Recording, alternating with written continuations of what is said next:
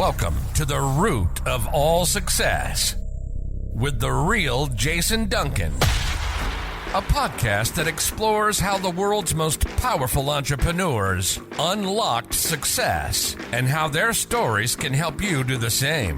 A successful educator turned entrepreneur, Jason has built multi-million-dollar businesses that have been featured in Inc. magazine and Entrepreneur magazine. His life's mission now is helping entrepreneurs live what he calls #the exit lifestyle.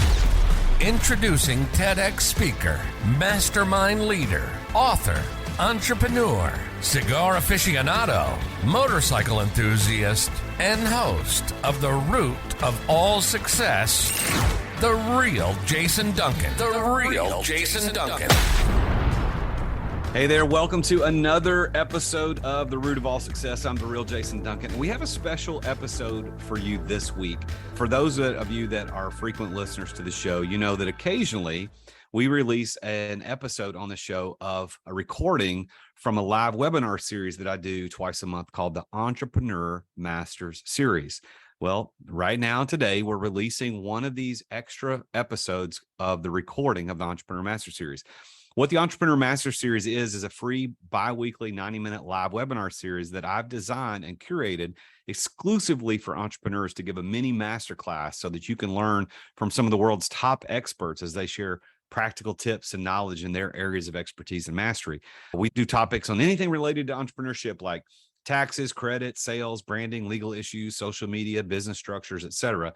And this episode today was one that we thought was so good that we wanted to release the audio version here on the podcast. Now, if you want to go watch the episode and see me and the guests talk about this, you can go to my YouTube channel, which is youtube.com/The Real Jason Duncan, and just search for the playlist Entrepreneur Masters Series. So enjoy the episode. It's a little different than normal, but enjoy the episode, and I'll see you next time. Welcome to the Entrepreneur Masters Series. I'm glad you're joining me today. I am the Real Jason Duncan. You can call me JD. We've got a fantastic episode planned for you today. We're going to be talking about listening and what the cost of not listening to your customers is. And it's more than you think. And there's certainly a lot of ways that we need to investigate this. And that's why we're doing this. So let me tell you a little bit about the EMS. Thank you. If this is your first time joining us on one of these live webinars, I want you to know that this is a bi-weekly series of webinars that I do live here on all the platforms. So we do it on Zoom. It's live on LinkedIn. It's live on YouTube. It's live on Facebook. And it's live on Twitter. So we go live on all those locations, all those platforms.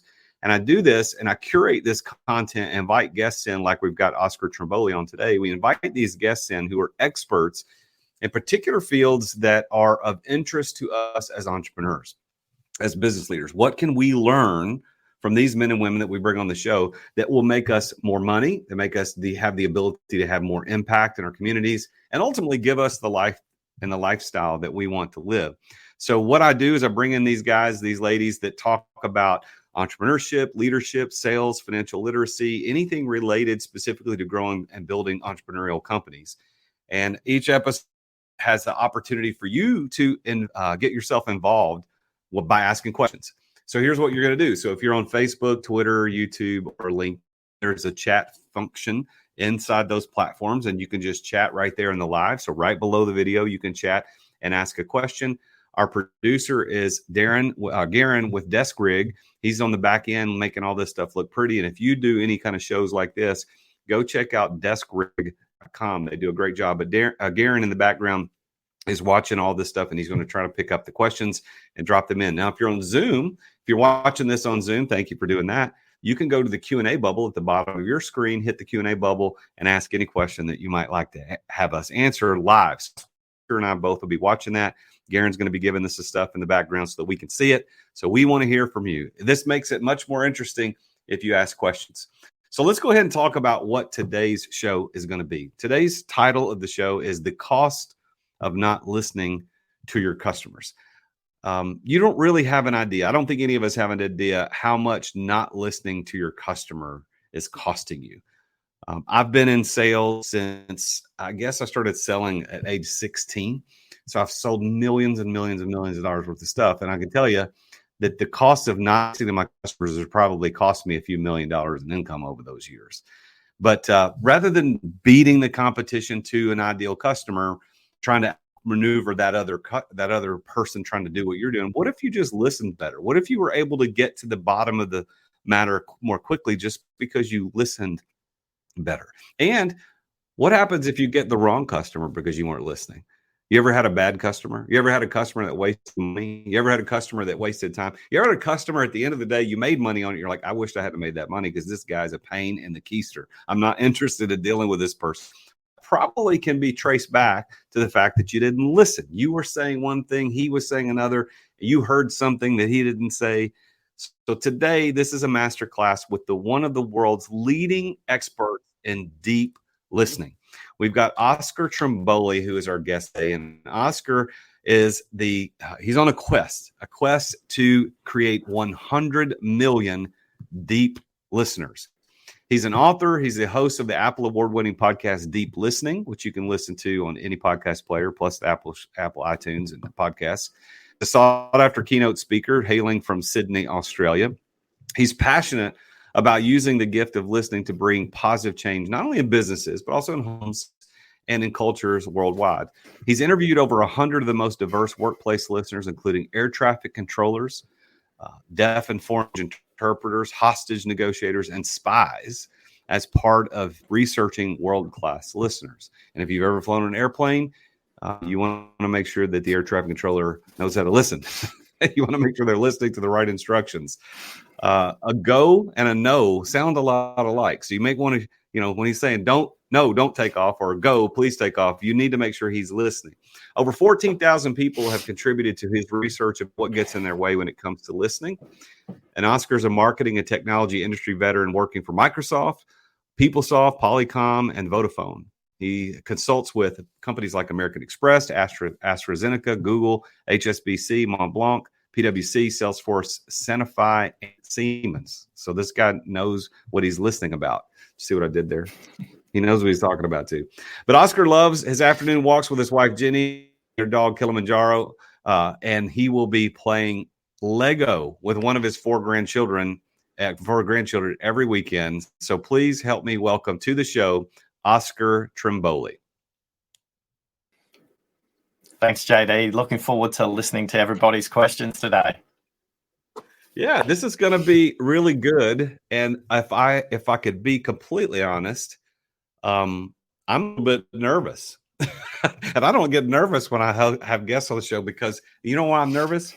Because I know you're listening to every single thing I say, where some people just don't listen, and I might say something dumb and they don't care, but you're going to be hearing everything I say. And so I've got to get over myself, but nevertheless, I joke a little bit, but I'm really glad you're here. So tell me a little bit about how you got into the listening game. We're going to start there, and we're going to work into some very tactical information on today's show. Yeah, sure will. And for your nervous condition, please be aware, a good host will listen to the active speaker, but a great host will listen to the audience. So today, our focus is on you. Everyone who's logged in, everyone who's listening, everyone who's watching.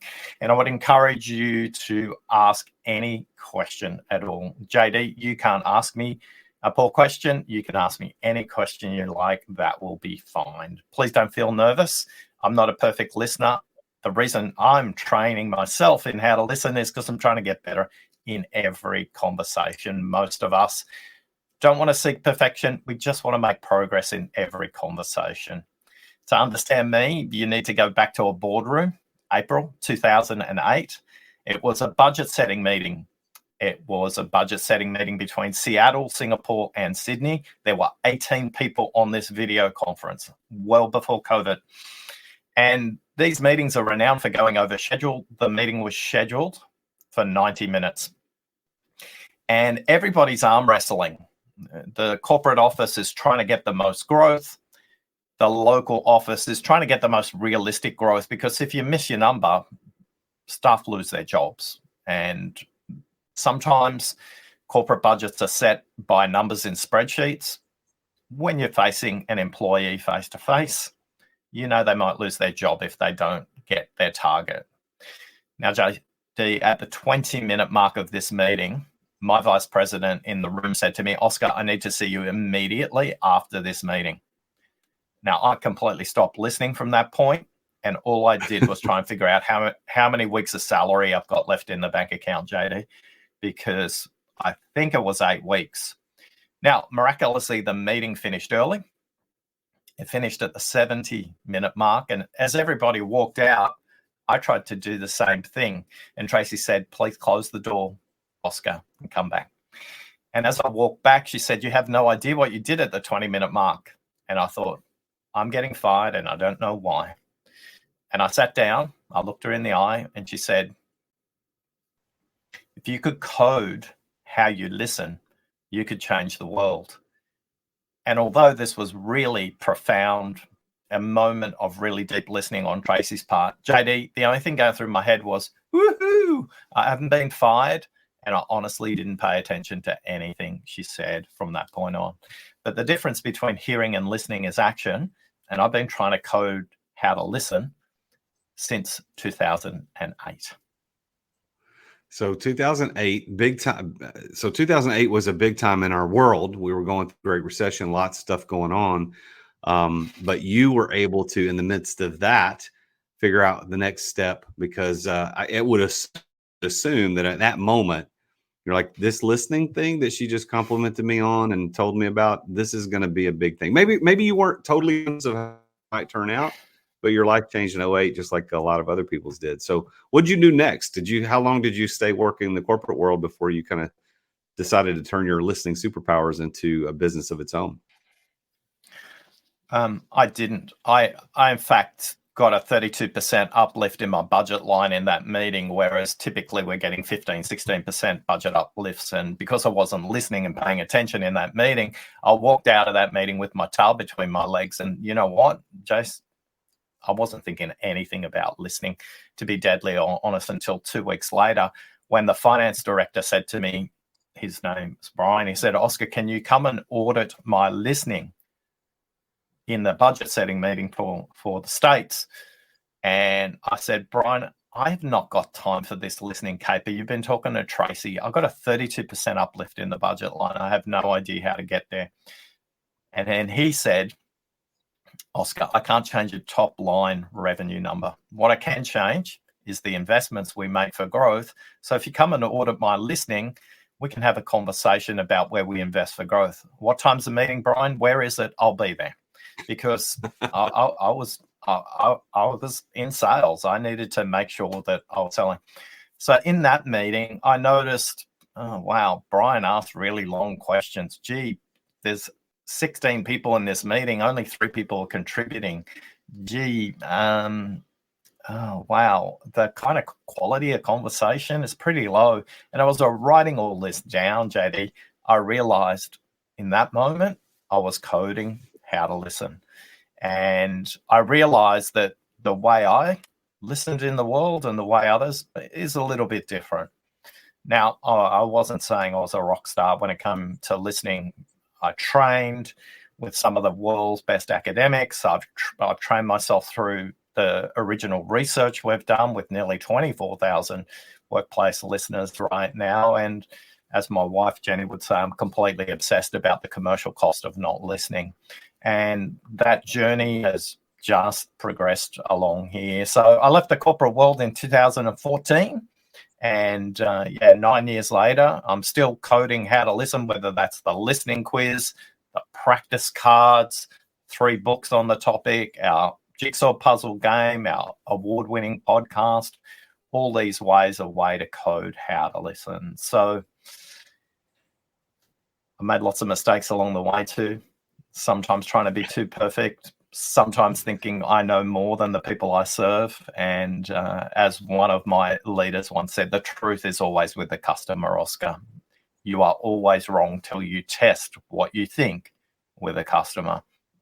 And from that, whether it was the book or the playing cards, whether it was the quiz, they all came about from customer suggestions. I didn't have an original idea. Even the podcast somebody said to me, "Hey, Oscar, why don't you stop your newsletter and do a podcast? Because if it's about listening, why wouldn't you make it a podcast?" And I thought, oh my God, I've been sending out newsletters for a year and a half. That's so obvious, Oscar. Listen. So how obvious is it to people that listening is a skill versus just something? Like listening, obviously, if you have the sense of hearing, you're able to listen audibly. Obviously, there's listening that can be also sensory, can be visually, etc. But if we're just talking about hearing, how obvious is it to people that in your experience that there's a skill to listening versus just hearing what people say?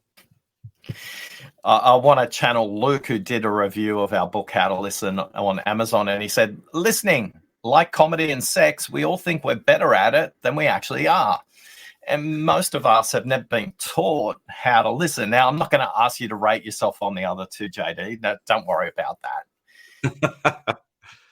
But as you think about that statement, what's profound about what Luke said in the review is most people self-assess their listening. So you check in and you go, how do I think I'm listening? And like sex and like comedy, let's just pick comedy and keep it PG for the time being. The value of comedy is only when an audience is present.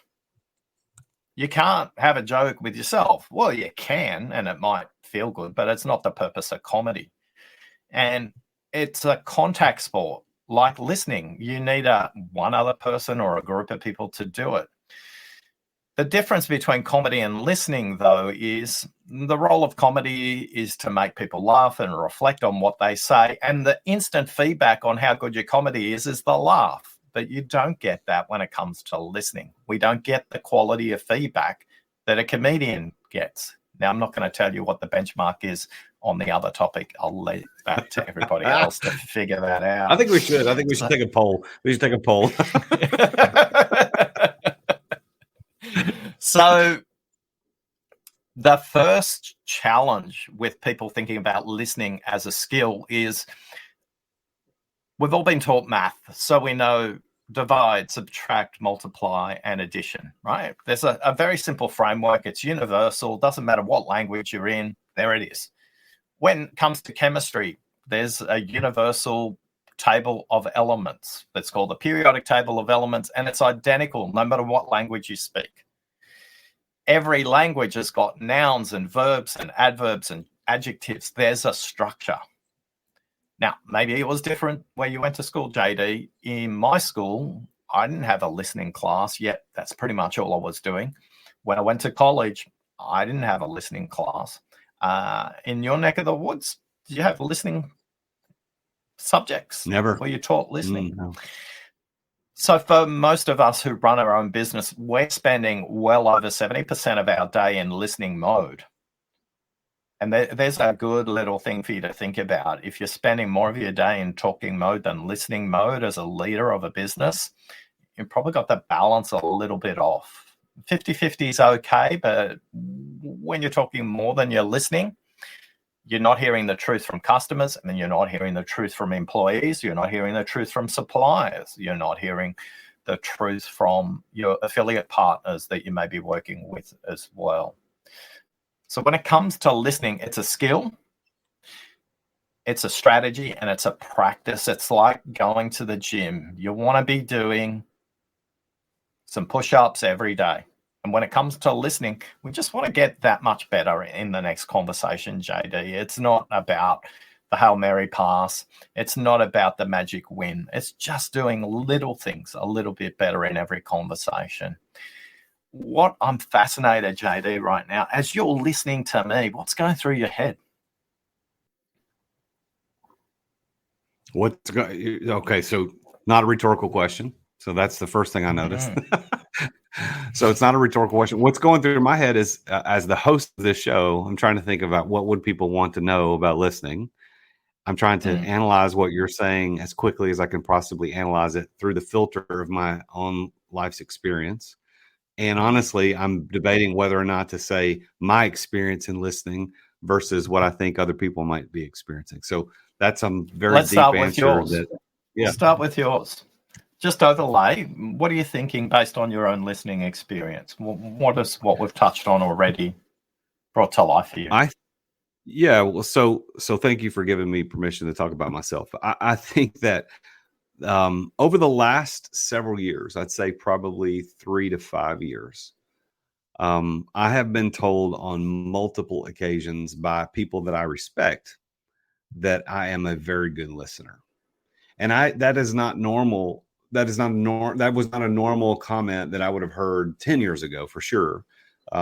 So I wonder, like, what happened in my, like, when did that switch? Because I don't know that I made a concerted effort to become a good listener. I'll give you one example. There's a guy, and then those of you who are in Nashville, where I live, may know who I'm talking about. But there's a guy who owns a private club in Nashville. His name is Joshua Smith. He owns the Standard in Nashville. I'm a member there, and I go there frequently. And Josh is a very successful guy, and I'm involved in the leadership of the club on some different levels. But he has on multiple occasions said to me after we've spent an hour together talking about things, like he'll look at me deep in the eye and say, you're one of the best listeners I know. And then he'll also say that to other people. So that's one story. And I'm wondering, well, where did that come from? So that's my experience. And I'd like you to stay there and just go back. You said it's 4 to 5 years, something has changed in the way you notice you're listening. Let's just explore it a little bit longer, because I think it'd be helpful for all of us listening to notice someone as successful as you. Where did that come about? I think that I had a friend in high school, my best friend. His name was Mike DeGuire, and when we met in seventh grade. He moved to our city and became a student there, and we hated each other's guts at first year or so. We did not like each other at all. I wanted to fight him all the time, and vice versa. We never fought, by the way. But I remember one point we were friends, but by the time this story happened, but I was the kind of guy. I was a budding ultra-crepidarian. You ever heard that word? Happen to know what that word means? Most people don't. But an ultra-crepidarian is someone who espouses opinion on things that are as fact, that upon which he or she has no basis of knowledge. So ultra-crepidarians are the Cliff Clavin from Cheers, who always say their opinion on things as fact. Well, I was a budding ultra-crepidarian. And I remember sharing one of those stories one time in our group of friends, just like somebody said something and I had to give my 2 cents. And my friend Mike DeGuire turned to me and said, would you shut the hell up? Nobody needs to hear what you think every single time. And I had that moment of awareness. Now, that didn't really change my experience, but I had that moment of awareness that stuck with me. And I think, to get back to your question, over the last 4 or 5 years, I've replayed that story in my mind now as a successful entrepreneur and a business owner and a leader, that I don't really need to give my opinion on everything. And so therefore I end up being silent most of the time and just listening through the conversations. And then when I say something, I hope that it's meaningful. So that may be the only conscious thought that I've had about all this. Mm-hmm.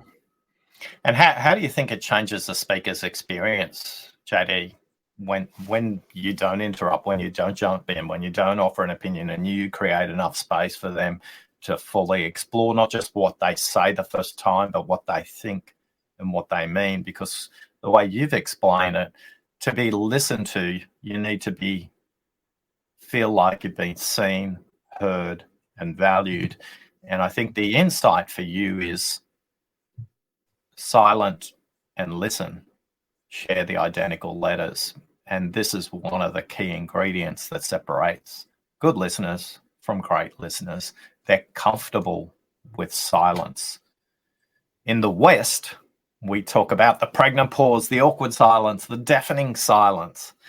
Yet in high context cultures, China, Japan, Korea, the Polynesian cultures, the Inuit of North America, the Amazonian tribes, the Maori of New Zealand, the Aboriginal cultures of Australia, silence is a sign of wisdom, respect, and authority. And it creates a space not just for an individual, yet for a group. And my speculation is, for the most successful professional relationships you enjoy, and whether in a personal sense, but also in a commercial sense, you probably use silence much more and quieten down your own mind and allow them to say not just what they think, but what they mean in a conversation. Shortly, I'm going to share with you some of the practical neuroscience and the maths of listening, because listening is an art and a science. I'm going to talk about the science and why silence is like a magnet to draw out of the person. Not what they say the first time, but what they truly, really mean. And when you listen to customers this way, yes, you'll win. And that will be wonderful. But more importantly, you'll be different and they'll refer you. There'll be moments where you are not present in any conversation and your customer will be selling you on your behalf, saying, wow, look, JD's organization has probably got the solution for you. But what sets JD apart is when I speak, he actually listens. And you can move your customers from a transaction to a way to go to market that is completely unstoppable and differentiated because they're selling on your behalf. And the cost of not listening is the opposite. When you don't listen, they will tell the next prospect, don't work with JD. He might have the solution, but he doesn't listen. Which one do you want? Do you want the first client? Do you want the second client? Most of us want the first one. Yet we've got to show up with our devices down, our attention out, and our presence signaled by our silence to be available to the other person. Now I can see, JD, you are processing like a machine right now. The cogs are going on in your head. What's going on now? So I recently read over the last couple of years, I think the number is 54, the 54 Laws of Power by Robert Greene. Are you familiar with that book? Ever heard of it? No, not. Okay. So I'll trust you. I think it's the 54 Laws of Power. The listeners, this will be a test for our chat. So if you know what the number is, I think it's 54. I can't remember if it's 50, 52, or 54, but drop it in the chat if you know who it is. But Robert Greene wrote this called, I'll just assume it's the 54 Laws of Power.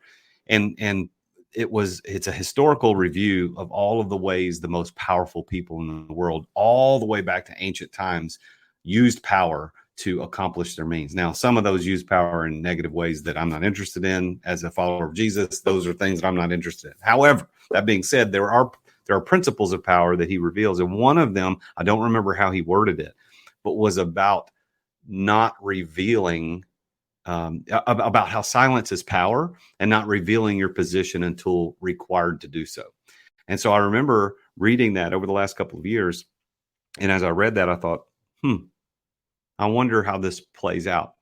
And so I began to practice what that meant to not reveal, to practice the power of silence. And then another book called the Charisma Myth by Olivia Fox Cabane. I don't know if it's something you're familiar with, but she talks about power, presence, and warmth being the definition of charisma. And then when she talks about presence, she's talking very much about what you're talking about, Oscar, about being present in the moment and simply seeking to understand rather than to be understood. And so all of those, you're asking me what's going on in my brain. I'm trying to synthesize all of these things I've about over the last several years and try to make sense of how I've become what I think is a much better listener. I don't know. My wife may have a different opinion, but I think better than I used to be. Yeah. And for those of you listening, the same thing's going on for you right now. You're processing what I say and Jason's response, and you're overlaying that over your life experience, your education, your family situation, the culture you're part of, the organization you're trying to grow. All of these things are filtering how we listen. So I just want to check in, Jason. Is now a good time to see if people have kind of got any questions that they want to ask about in the chat? Is Garen curating stuff? Yeah, let's do that. So if you're watching live on any of the platforms or you're in Zoom, go to the chat, in Zoom, go to the Q&A bubble, but everywhere else, just go to the chat. If you got any questions about listening, if you're looking for the skills, if you're looking for any tactics or tips, we've got people viewing. Garen says we don't have any questions that have yet come in. So we're going to keep talking, but if anybody's got a question, make sure you drop it. Garen will pick it up and throw it in here. I do have a question. If we get down to specific skills around listening, besides the theories that you and I have been chatting about cultures thinking that silence has power and that listening is really good, but what skills can you teach us that will help us become better listeners? There's 3 specific skills that are very simple to say and difficult to practice. We've been tracking 1,410 people with these 3 very simple things over the last 5 years. These people who apply these 3 skills consistently say their meetings are shorter as a result, and the meetings they have bigger impact.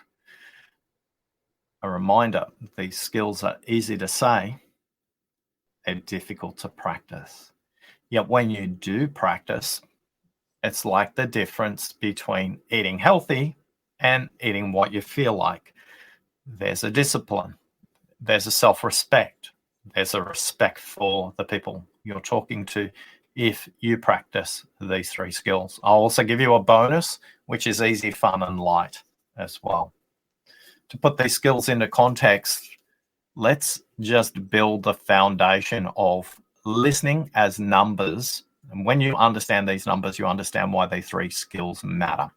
The numbers are 125, 400, 900. 125 words per minute, 400 words per minute, 900 words per minute. Let's deconstruct those numbers from the speaker's perspective first. 125 words per minute, their speaking speed. Yet their thinking speed is 900 words per minute.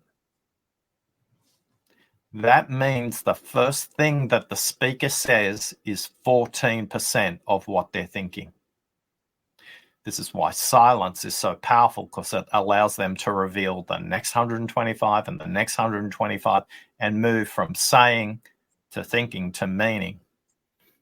When you hear what somebody means, not what they say, they feel heard, seen, and valued. The most difficult position in a conversation is actually the speaker's. But as the listeners, we don't understand that. So let's pop over and look at the listener's experience. The listener's experience is this. The speaker is speaking at 125 words per minute, and Jason's already described this. Jason can listen at 400 words per minute. Now, we know we can listen to podcasts and YouTube videos at 2 times speed and have complete comprehension without any problem. The mind can process much more. Because you can listen 4 times faster than they can speak, your mind gets bored, gets distracted, it finds solutions, it creates objections, it argues with the other person about a different life experience, a different set of beliefs that you have, and that's all happening in your head while you're waiting for the very slow speaker to speak at 125 to 150 words per minute.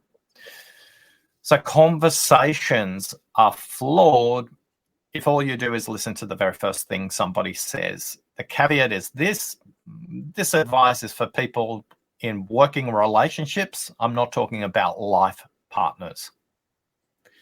I'm not talking about JD's wife. Please don't try any of this at home on your children or on your life partner either. So now with this massive differential between their thinking speed as a speaker and your listening speed, you can see is set up to fail. The conversation is on 2 different rail gauges. One is set up on the speaker's rail gauges, and the other one's set up on the listener's rail gauges. The only way to get those gauges lined up is to explore what they haven't said. get that extra 125 words out, which JD's talked about. Silence is one of the things to do there. Now, I'm going to come to the 3 tips, JD, but I'm curious, as you hear these numbers, what's going on for you?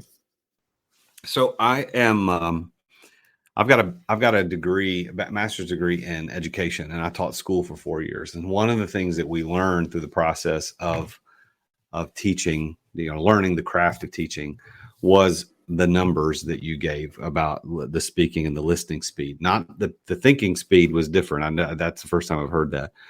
So, but then we also had I forget now the number, but the speed of the note-taking speed, how fast the teacher would speak versus the ability that I have to think and write that down, listen and write that down really quickly.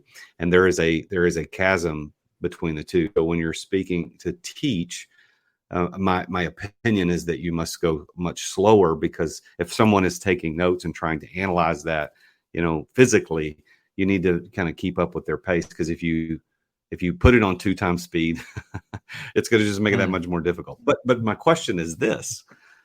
I know that those numbers, 25 words per minute, which is speaking speed, 400 is listening speed, and 900 is thinking speed, and that's average. But is there a way to test that and know what yours is?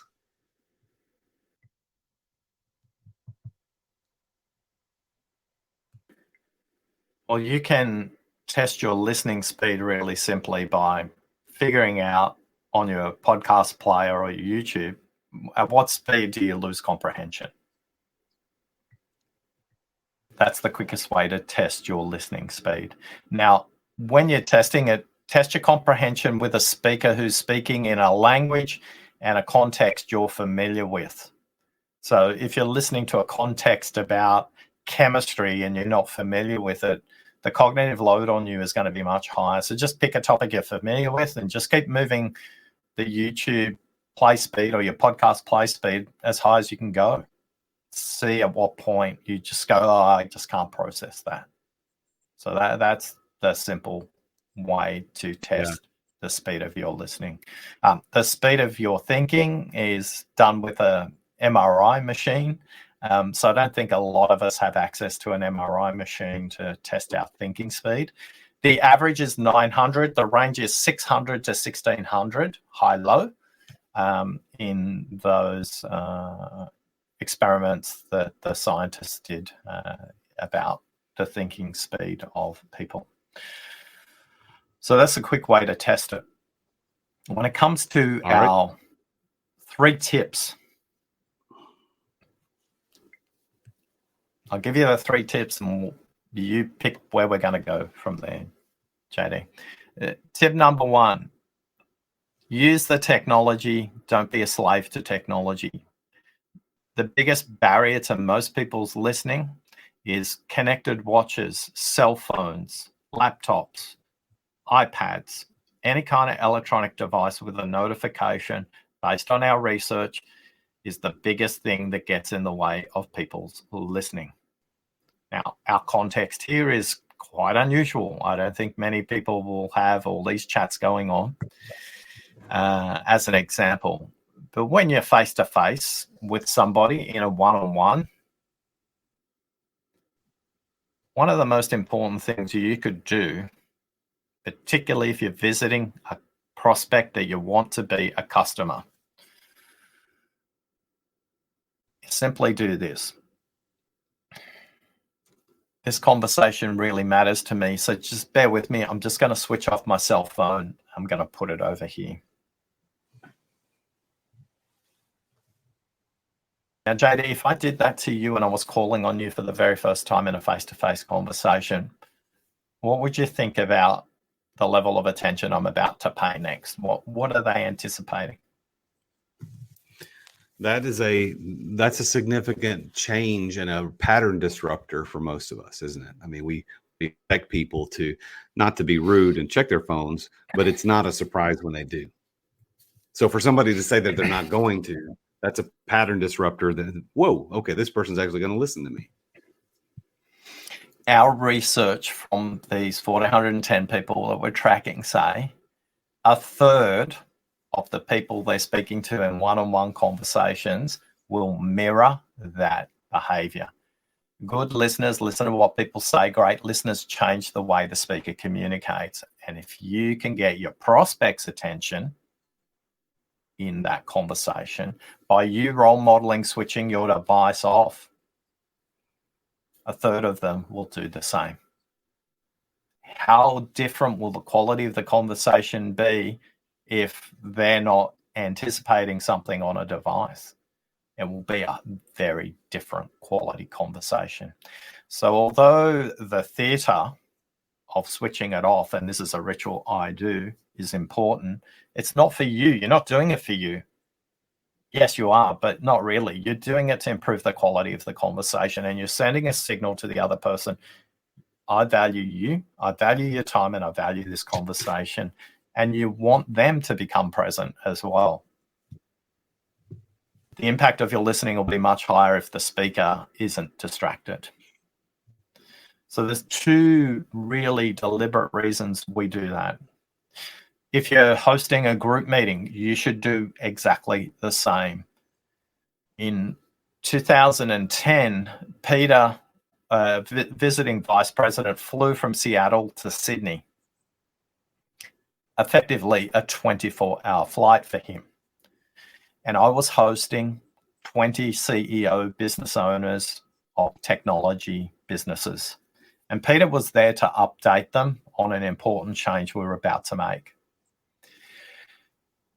It was in a boardroom, in a hotel, in Sydney, and I can remember it was pouring with rain outside, and I thought he'd be late from the airport, but he wasn't. He arrived on time. We made all the introductions, and I handed over to Peter for the update.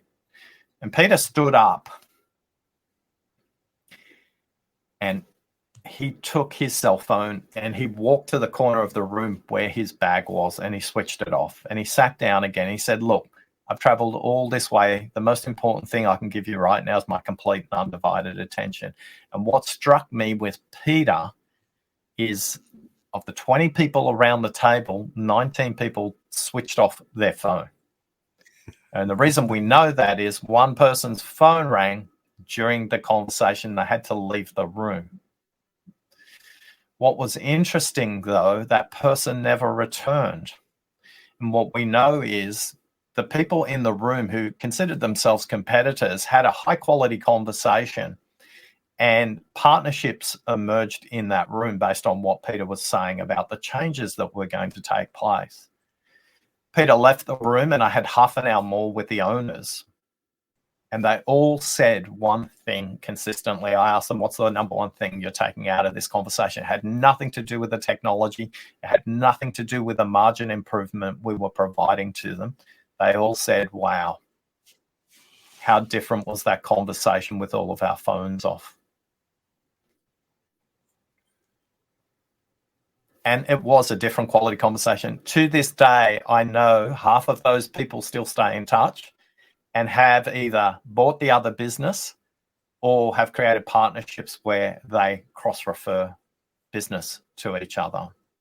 So tip number one, use the technology. Don't let the technology use you. Now, sometimes you're on call. Sometimes you might be on a manufacturing line that requires your attention. You might have a medical emergency that you need to deal with. You might have sick kids.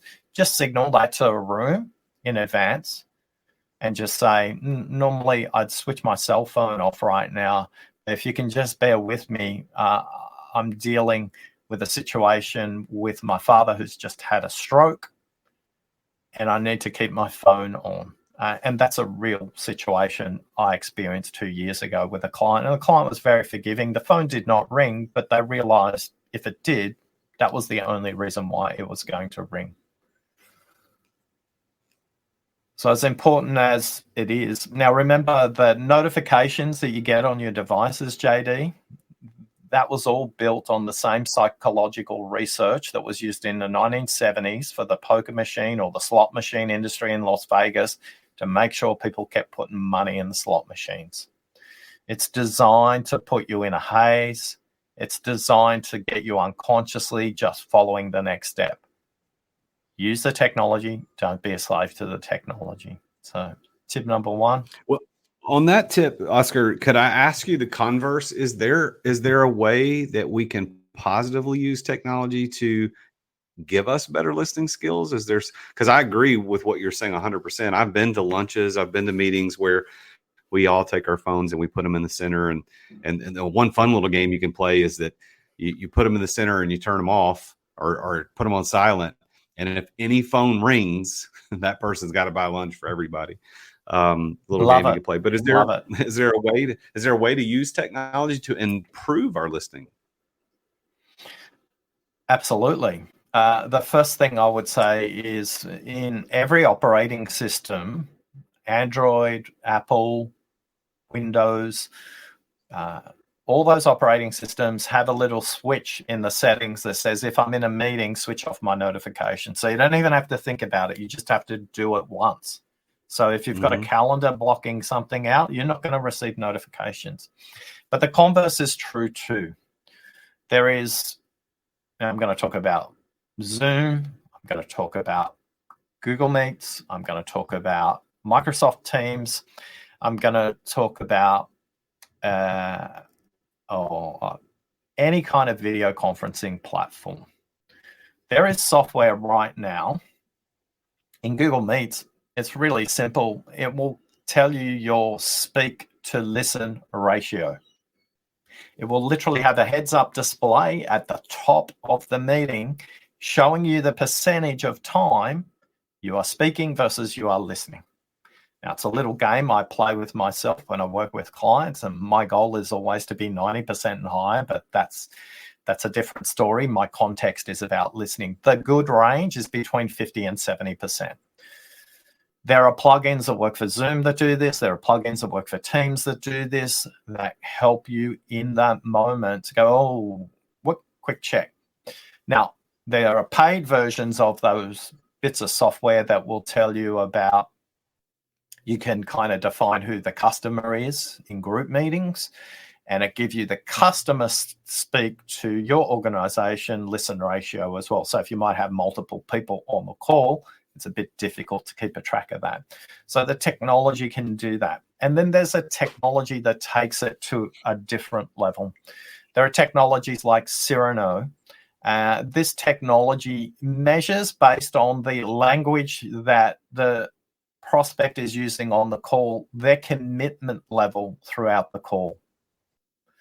Not their tone of voice. Are they positive? Are they neutral? Are they negative? Those heuristics are very simple. In fact, they're using language models that are the equivalent of teenage language. Cyrano takes it to another level. Cyrano works with a language model of somebody who's about 30 years old in the workplace, so they've got some level of experience. But based on the language people are using, it will tell you how committed they are to the idea, the concept that you're dialoguing through as well. It also gives you speak and listen ratio there as well. With Cyrano, it also tells you, does this person value relationships more than evidence in the way you ask questions, in the way you provide answers? So, Jason, there is a massive industry. If you use Salesforce, they have these tools embedded in their systems. If you use HubSpot, they're embedded in their systems as well. So when it comes to the technology, it's technology and not technology or. So let's make sure we're using the power of both together in an effective way rather than an unconscious loading money in the slot machine kind of response. Yeah, I use an app in my Zoom meetings when I have a group coaching call, when I do coaching with my clients, or if I'm doing a mastermind call. There's an app called Blue Sky Timer, and it shows up in the meeting as an attendee. So it has its own square on the screen, just like you and I have squares right now on our screen.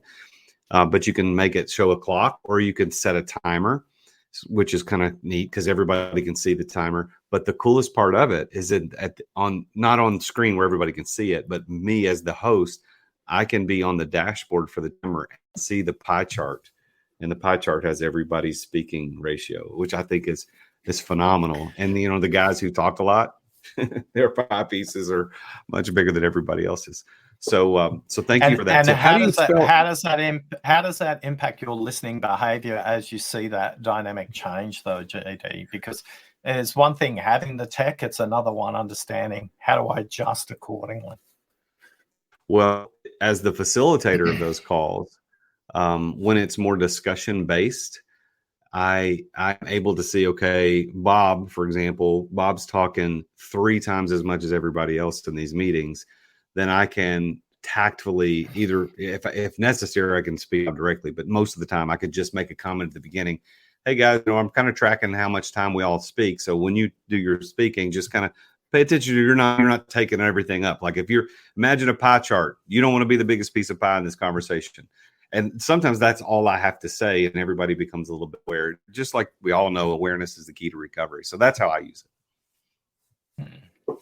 Have you ever wondered or experimented with sharing that with a group so they see it as well?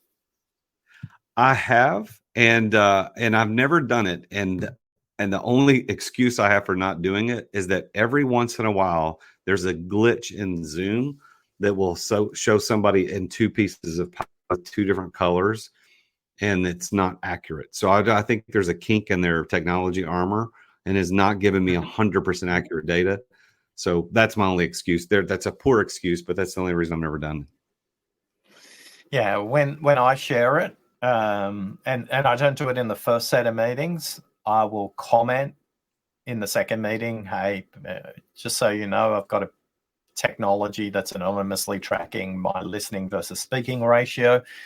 If you'd like, I can turn that on for you. And half the people go, oh, wow, that sounds cool, and turn it on. And then the other half, you have a really extended conversation, and eventually they say, yeah, turn it on. Again, as you say, awareness is key. And a lot of us go, technology is our enemy in this case. This is a beautiful example of technology augmenting and creating metadata so that we have insights that we can't keep in our working memory real time. And as you said, all of a sudden you go, okay, I need to listen to a wider range of opinions because Bob's talking a lot. It's always Bob, isn't it? It's always Bob.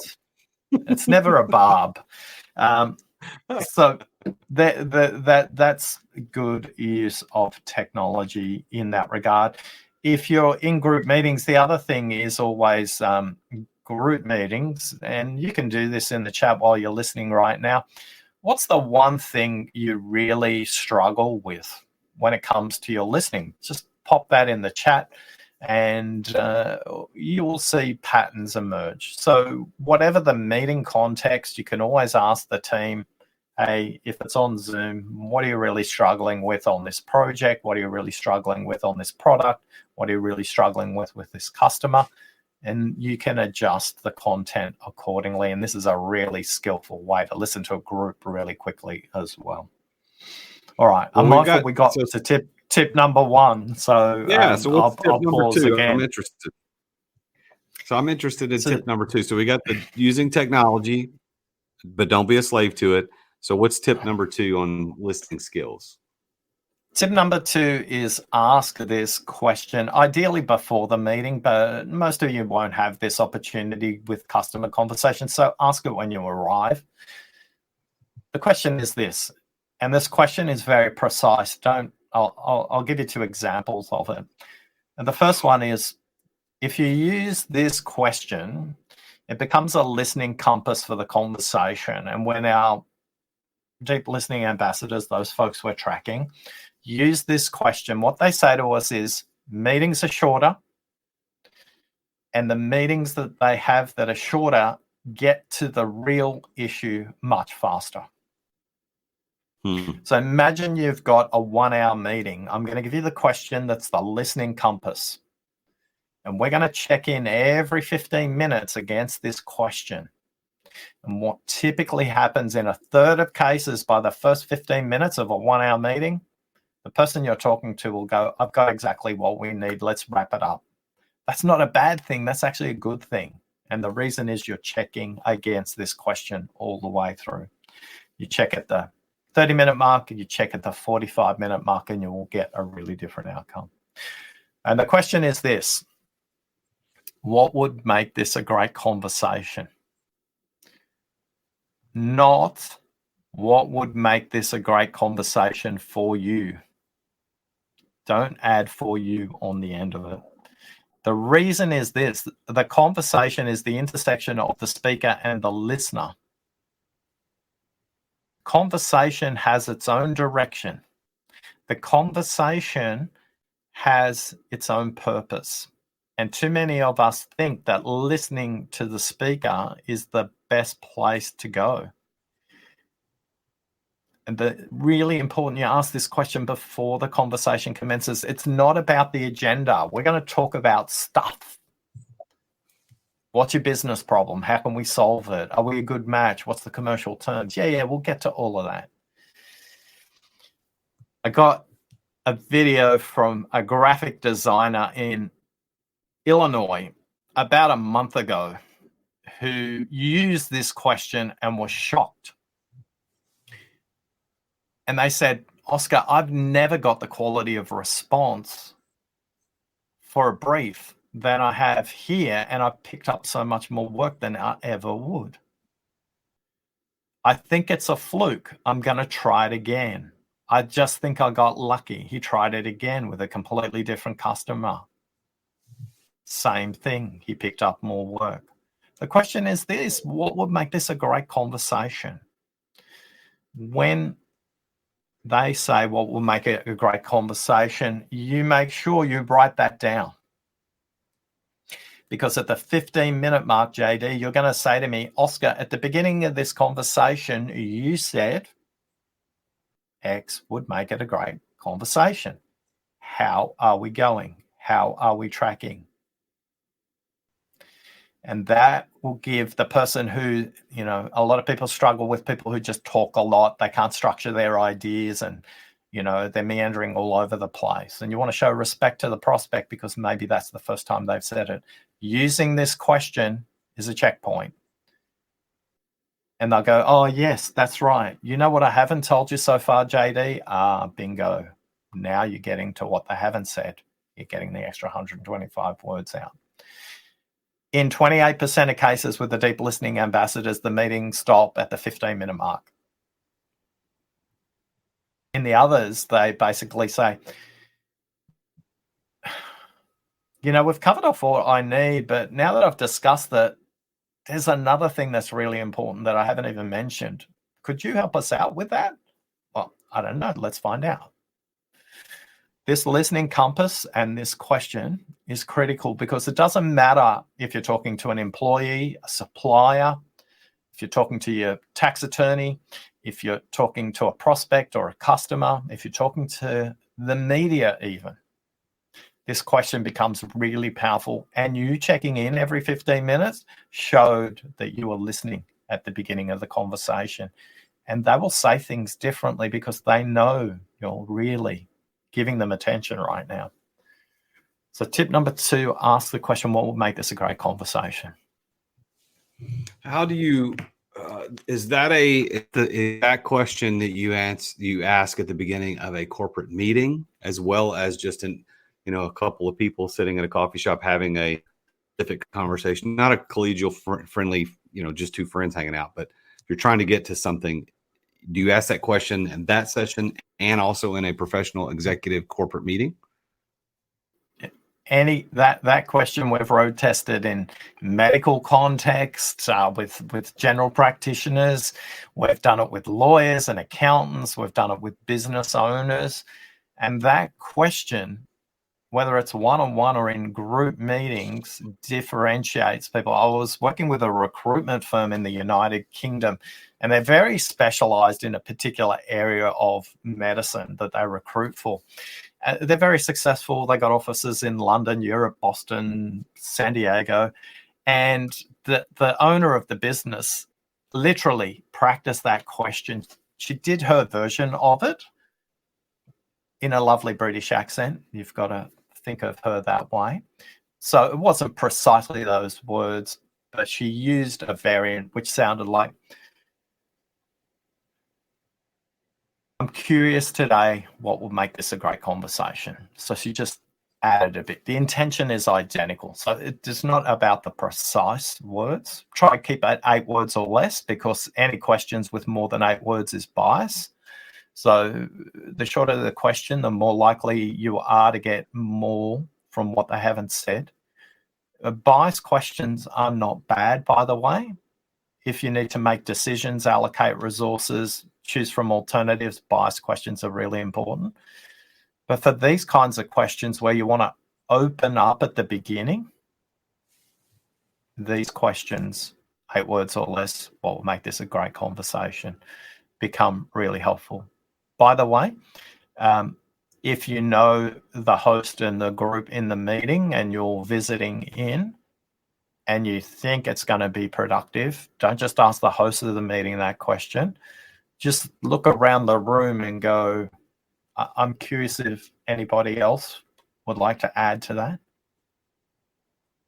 Because what happens in most cases, the host will hear something different from what they said.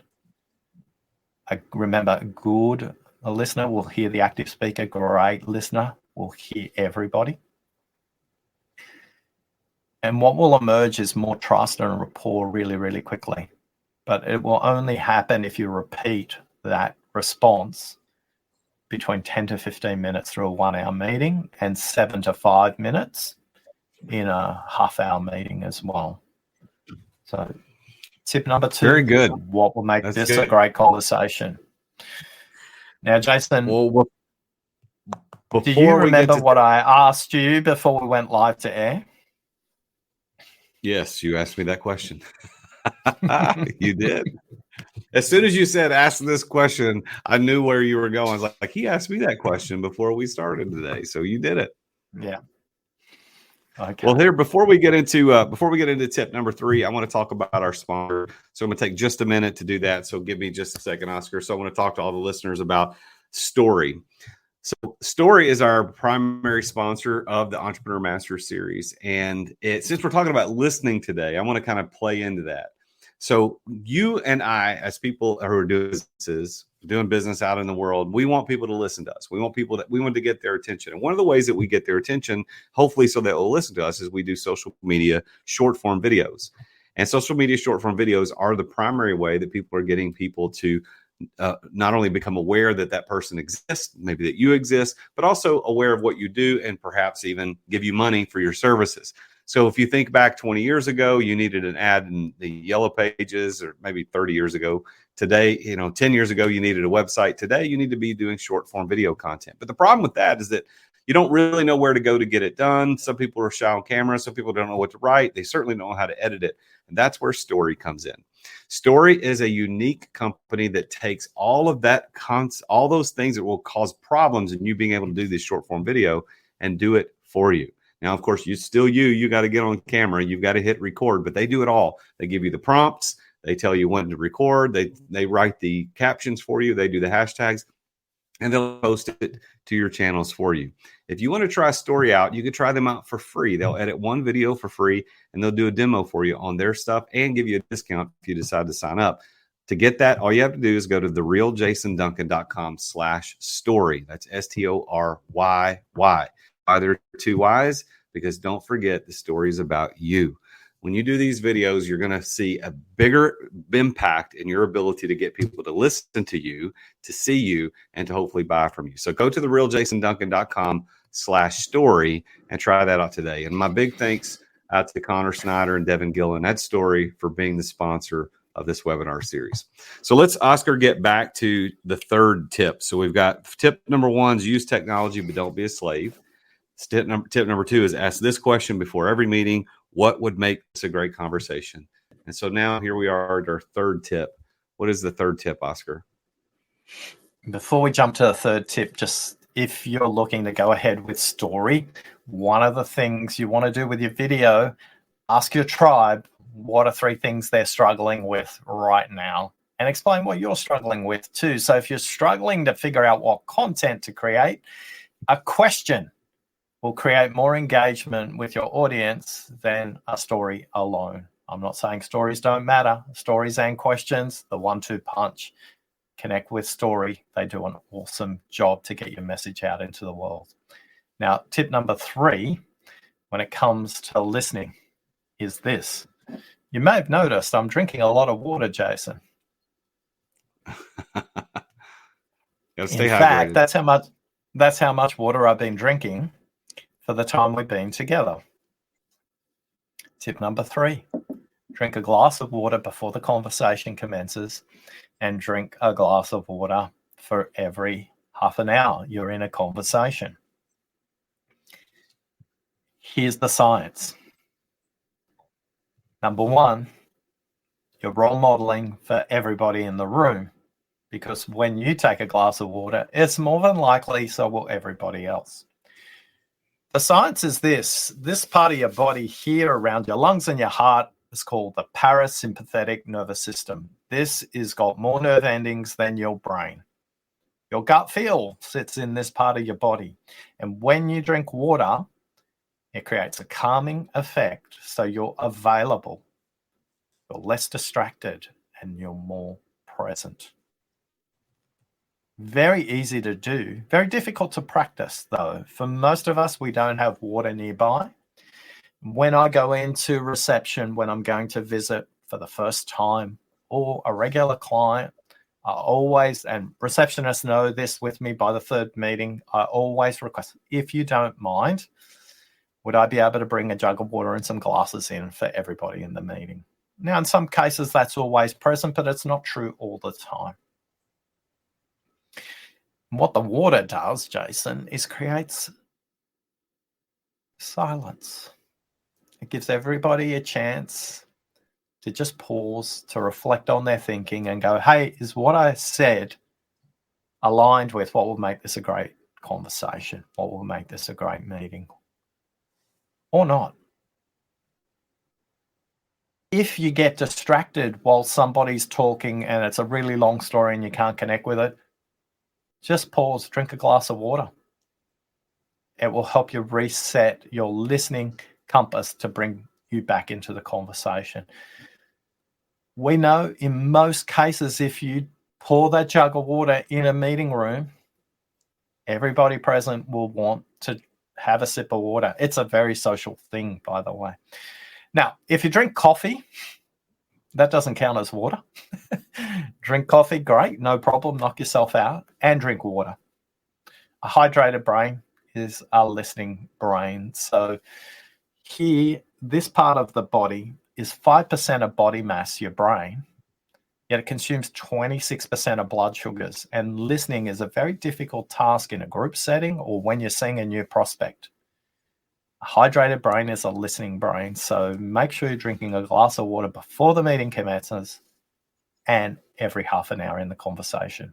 Now, as I've said, Jason, all of these are so easy to say, yet they're very difficult to practice. We suggest you practice them in that order. Master the distractions electronically first, and once you've mastered that, practice the question. Once you've mastered the question and the devices, move to the water. Those 3 things will completely change the way you listen. And more importantly, it will change the way the speaker communicates their idea. How will you go with tip number 1, Jason? So interesting on tip number 1, the technology thing is I've been using that feature that you spoke about, that the technology turns off all notifications, for so long. I don't even think about it anymore. That it just happens. Like my phone will not ring when I have a meeting scheduled on my calendar. It won't ding, it won't buzz, it won't do anything. The exception to that is that if my wife calls, because I've got it set up for her to call. So there are, and so in most cases, it's okay if she rings. But if there are sometimes I'm sitting in a big meeting where there's a lot going on, I'll turn the phone off because I don't even want that option of her interrupting the meeting, although it almost never happens. So I think that's a great tip. So the tip 2 about asking that question before the meeting, what's interesting that you mentioned that, because as a salesperson for so many years, and now as sales training is part of what I do as a business coach, is that I teach, and I do this in a sales situation, to ask a question very similar to at the very beginning. It's more geared towards, we're trying to get to a preferred outcome as a salesperson, but it's the same idea. But it always makes for a better conversation. And that question that I ask, and I teach other people to ask in a sales conversation, is something to the effect of this: I'm really glad that we're having this meeting today. So here's how this meeting is going to go. So I've got some questions that I need to ask you so that I can understand what you're dealing with. I know there's going to be questions that you're going to want to ask me, but when we get through all this, we get to the end, make sure that we together can decide what next steps there should be, if any. Does that sound fair to you? And so what that does is it sets the stage for they know I'm asking questions, and personally, now they know that I'm kind of in charge of what's going on. They have the opportunity to ask questions, and then I'm not going to force them into something they don't want to do, because at the end, we're going to decide together whether or not we need to move forward to decide the next steps. So I think that's interesting. The glass of water thing, never tried it. I'm going to have to give it a shot. Okay, so just a little reflection on the process you set up. You giving them, is that okay with you? And you will hear what they say, but what it won't allow you to do is hear what they haven't said.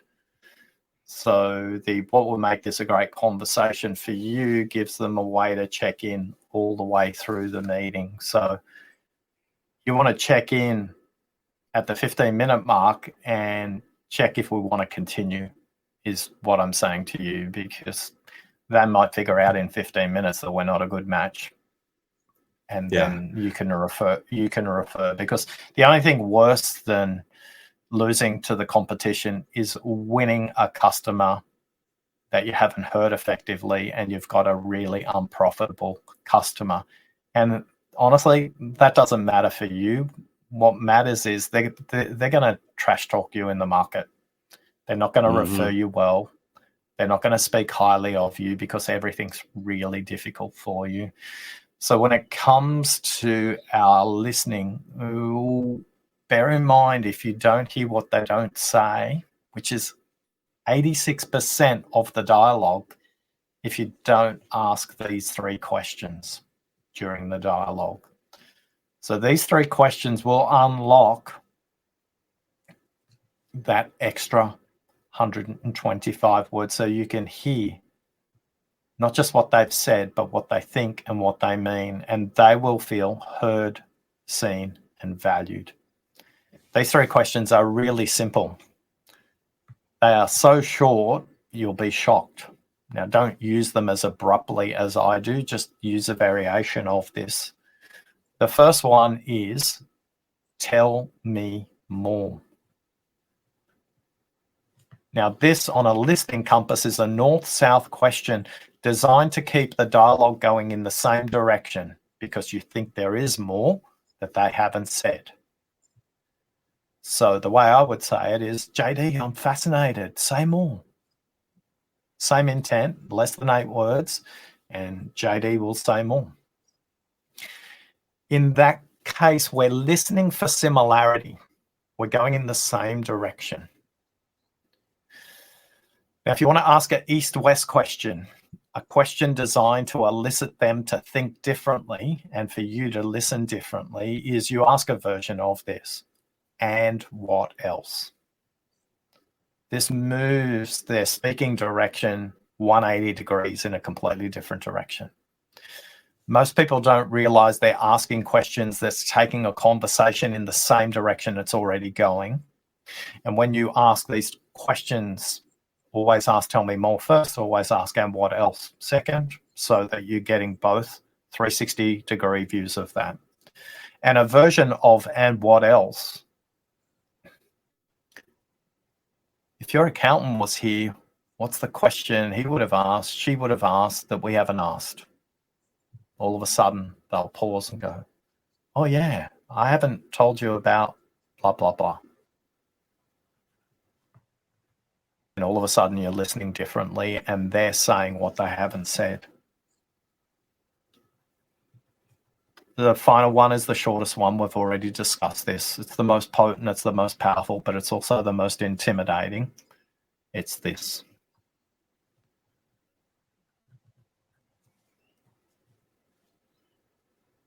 Now, don't worry, no webcams are frozen in the making of this video. It's about pausing. Well, the accounting question, I was writing that down. The accounting question is really interesting. I think that's, I've heard the first two, but the third one's a really interesting one to me. How did you discover it, and what is the intent behind it? Okay, so the accountant is a version of a question that gets them thinking 360 degrees. I'm going to give you a range of those, and then I'm going to deconstruct the intent of the question. I'm curious, if your competition was in the room right now, what would they laugh about that we haven't even discussed? If your most cynical employee was in the room right now, what's the question they would have asked that we haven't asked? If the media was in the room right now, what would have been the question a journalist would have asked that we haven't asked? If a regulator was in the room, what's the question they would have asked that we haven't asked? If your lawyer was in this room, if your other shareholder was in this room, if your life partner, if your children, if your grandchildren were in the room, what do you think they would have asked? Now, the intent of this question is very simple. Most people will dialogue from their perspective consistently. They will describe symptoms and not the system in which they operate. And when you listen holistically, 360 degrees all the way through your compass, you will get a series of perspectives that are very unique.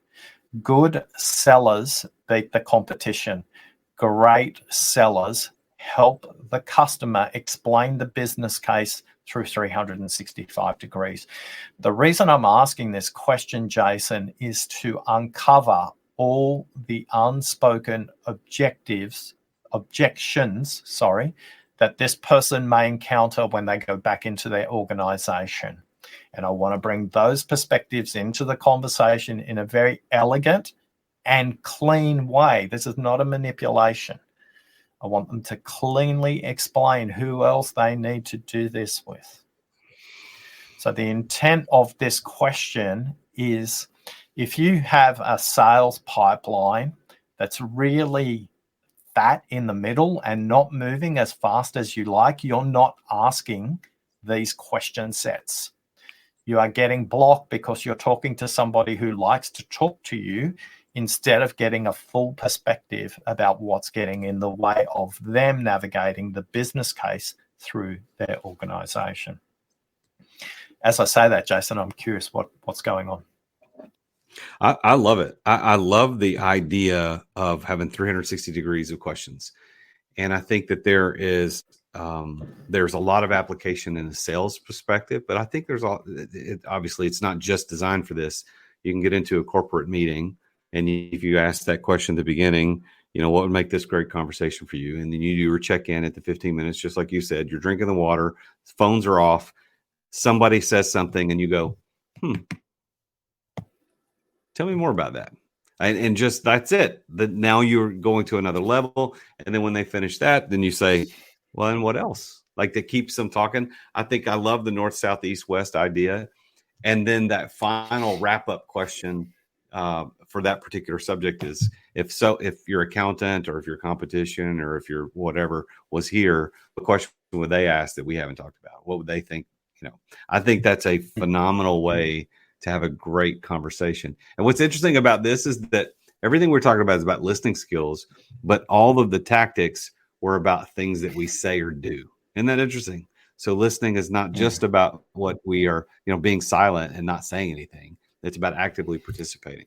One of the things that Olivia Fox-Cabane writes about in that book, The Charisma Myth, when she's talking about being present, she says that if you ever feel yourself, not being present, like if you're aware of the fact that you're spaced out, talking or looking away, is like wiggle your toes and just focus on your toes for a second, or think about your breath, in and out, and it kind of centers you back into the conversation. So I think what's interesting about what you do and what she teaches and so many other people, it's that listening is physical. is physical as much as it is anything else. It's getting involved. And I think that you would probably agree with that.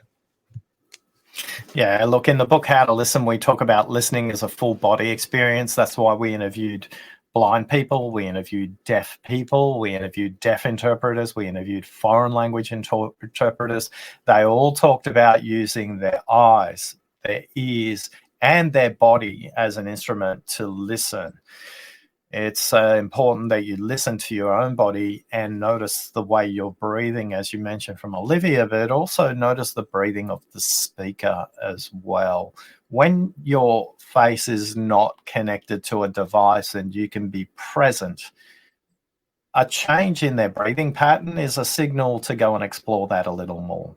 A change in their vocal pattern when they maybe talk down from here versus talking more from here. These are coming from two different places. They are signals, but when you're not present, you can't get those signals. And you need your body tuned first before you can tune into their body. We talk about orchestras and bands.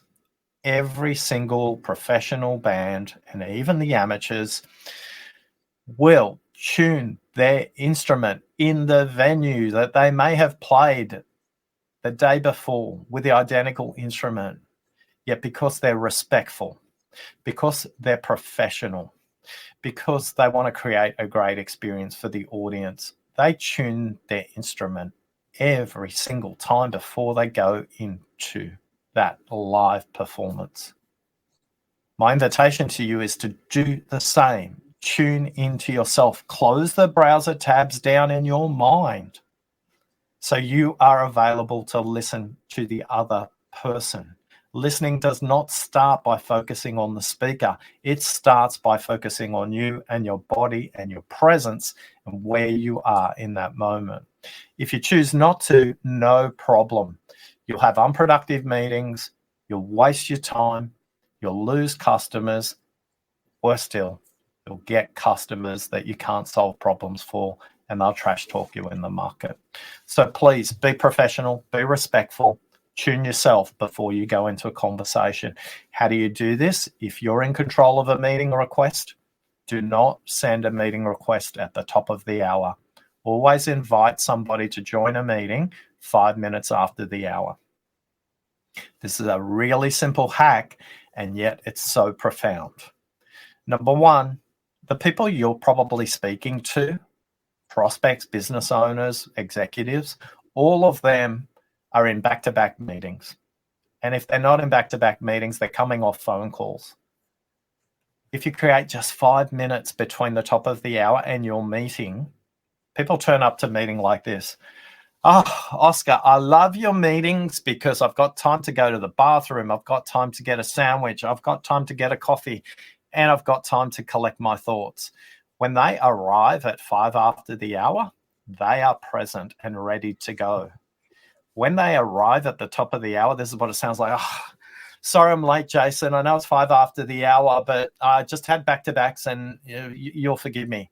They will be present in the meeting at 5 minutes after the hour, but mentally they won't be present till 1:15.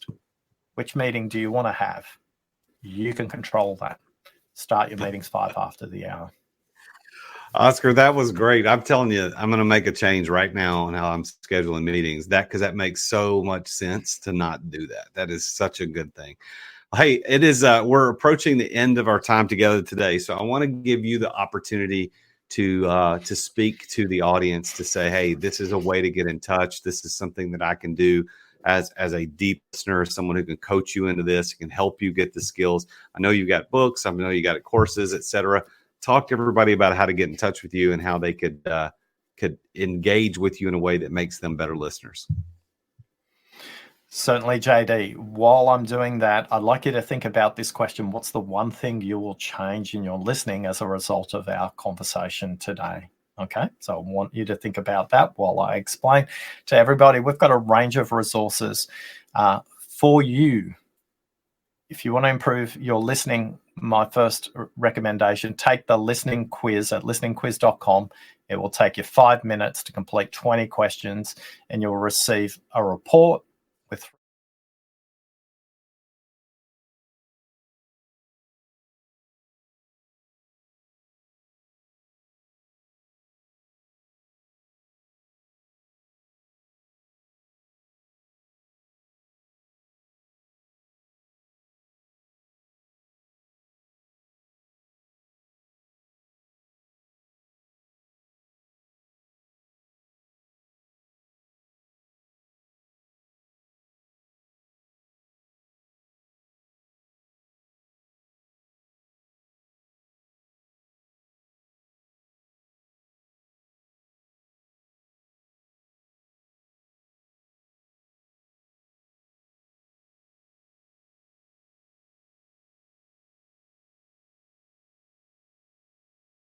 different in your listening as a result of the last 90 minutes together? I think I'm going to have to do the tips 2 and 3. Ask that question at the beginning. What will make this a great conversation. And I think I'm going to have to try the water thing. I've never even considered that, but I think tactically, I'm going to start scheduling my meetings five after the hour, and I'm going to tell you this. Like, I didn't know this until you told me, but you said any question with more than 8 words is biased. And I've never heard anybody say that. I immediately know that to be true, even though it's the first time I've ever heard it, because I myself as a questioner know that when I get wordy in my question, I'm aiming for an answer. So that's something I'm going to pay attention to. Yeah. And remember, neither is correct or incorrect. It's where it's appropriate. Typically, we want to ask the shorter questions at the beginning. We want to ask the longer questions towards the end, because we've got some decisions to make and invitations about matching, as you mentioned earlier on. JD, it's been a joy to listen to your questions. I hope you're feeling less nervous than when we began today. No, this is fantastic. You've enlightened me, and I hope that I will continue to build on my listening skills and be a better listener. So it's thelisteningquiz.com. Is that correct? Thelisteningquiz.com? Just listeningquiz.com. Okay. Just want to make sure I heard that correctly. And I wanted to ask, so listeningquiz.com, if you want to go check that out. You can find Oscar Trimboli on LinkedIn. He's active there. Got a lot of people following him there. So go Oscar Trimboli on LinkedIn. Go to listeningquiz.com. Oscar, it's been a pleasure having you with us today. Thank you for being a guest on the Entrepreneur Master Series. And thank you for all the work that you do everywhere to help us be better listeners. Thanks for listening to me. Well, there you have it. That is the end of this episode of the Entrepreneur Master Series. But don't go away. I've got a couple of things that I want to talk about. Specifically, I also want to share with you what's going to be happening next Entrepreneur Master Series, because you're not going to want to miss that one. That's coming up in a couple of weeks. But before I tell you what's coming on that, I've got something to tell you. My very first ever book, Exit Without Exiting, is coming out next Friday, actually on my birthday. All days. I'm so excited about it. It's called Exit Without Exiting. You're going to be able to get it on Amazon. Feel free to go buy a couple hundred copies if you'd like, but just whatever you do, make sure you leave a review. And this book is all about how to exit your business without selling it and begin living the exit lifestyle sooner than you ever thought possible. So that's a timely thing for me. It's coming out next Friday, so I'm really excited about it. But on a more tactical thing, I've got a brand new group coaching course that starts on March the 2nd at 9:30 a.m. Central Time. It's called 40 Days to Find Your True Purpose. And I'm taking a group of people through this. I've already got a bunch of people who've already signed up, and we're going to be going through this together over 40 days, 6 weeks, 1 hour Zoom sessions as a group to address the 4 essential questions that you need to answer in order to know what your true purpose is in life and how to pursue it. So even though you might have experienced a lot of success in your family life, your personal life, your business, or your career, you might feel a sense of lack of fulfillment. And this group coaching program is designed to help you get exactly what you need to get to that place of understanding why you're on this earth. What is it about? Why are you here? Especially for those entrepreneurs who are living a very successful life as an entrepreneur, but still think that there's something missing. That was my story, running a very successful multi-million-dollar business, but I knew that that wasn't what I was on earth for. And now that I've discovered the reason why I'm here, life is much more fulfilling. And I want to help you do that too.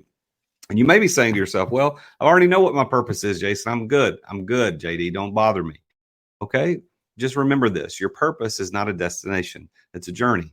And so you might learn just some little tip in this 6-week course over the next 40 days that will get you to that next level in life and success that you wouldn't have been able to do if you stayed content and complacent and where you thought you were supposed to be.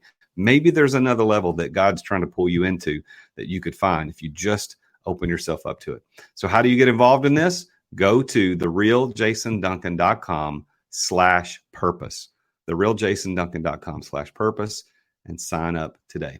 Please tune in again next time when we do this Entrepreneur Master Series. I've got the guest coming in. His name is Austin Zeeland, and we're going to be talking about the blueprint to $100,000 a year in passive income. It's not a pipe dream. Making passive income as an investor is not only a reality, it's easier than you think it is. Austin Zeeland's going to share his journey from Microsoft to becoming a full-time investor. He will be sharing his personal passive income strategies and able to generate 8 figures passively every single year. He'll be sharing his exclusive blueprint to 100K in passive income, which has been featured in Forbes, Yahoo Finance, and many more. And if you want to register, just register at therealjasonduncan.com/EMS. If you registered for this one, which you did because you're here, or unless you're watching on YouTube later, you're automatically registered for the next one. So congratulations. But thank you for tuning in on YouTube, LinkedIn, Twitter, and Facebook, or Zoom, wherever you're watching this. Big thanks to Oscar Trimboli, deep listener, one of the greatest deep listeners you will ever hear and meet. And I'm so glad that he was on the show today. So thanks for tuning in.